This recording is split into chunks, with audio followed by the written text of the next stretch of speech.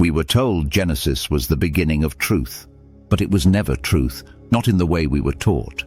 It was a story, a myth, a mirror maybe, but not a message from God, because Genesis never tells us where it came from. It doesn't say God spoke these words. It doesn't tell us who wrote it. It doesn't tell us how they knew. It just starts. In the beginning, God created. But who's saying that? Who heard it? Who saw it? No one, because no one was there. And that's the problem. We're expected to treat Genesis like a foundation.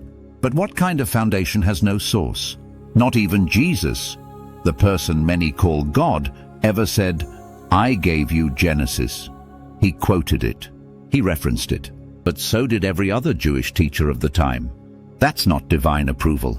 That's cultural familiarity. We've built religions, laws, worldviews, and identities on a chapter that doesn't even agree with itself. Genesis 1, humans created together, male and female.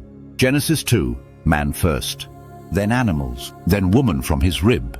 Same book, different orders, different tone, different name for God. If this were a court of law, the testimony would be thrown out. And still, we defend it. We patch the contradictions with footnotes. We call it symbolic when it breaks. We redefine words like firmament to protect modern science. We act like the story can bend but never break. But it has broken. It broke the moment we found out the Hebrew word shakier meant a solid dome. It broke when we saw that day and night were created before the sun existed. It broke when Genesis said the earth came before the stars. These weren't spiritual metaphors. They were ancient science, and they were wrong. So what do we do now? Do we throw Genesis away? No. We read it again, not as revelation, but as reflection, because the stories mean something. Even if they're not factual, they're still powerful. The fall of man, the exile from Eden, the first murder, these are echoes of humanity, not history. They aren't divine blueprints, they're human fingerprints.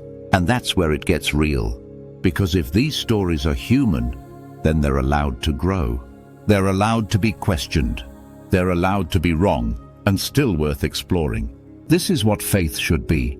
Not blind acceptance, but bold engagement. Genesis doesn't need to be the foundation of truth, because truth doesn't need a myth to stand. Truth stands on its own. It survives the fire. It welcomes the questions. It doesn't need to hide behind translations, traditions, or fear. And maybe that's what Genesis was trying to tell us all along. That the beginning wasn't perfect. That people were flawed from day one. That stories shape us, but we also shape the stories. So here we are, not to destroy Genesis, but to look it in the eye, to see what's real and what we just wanted to be real.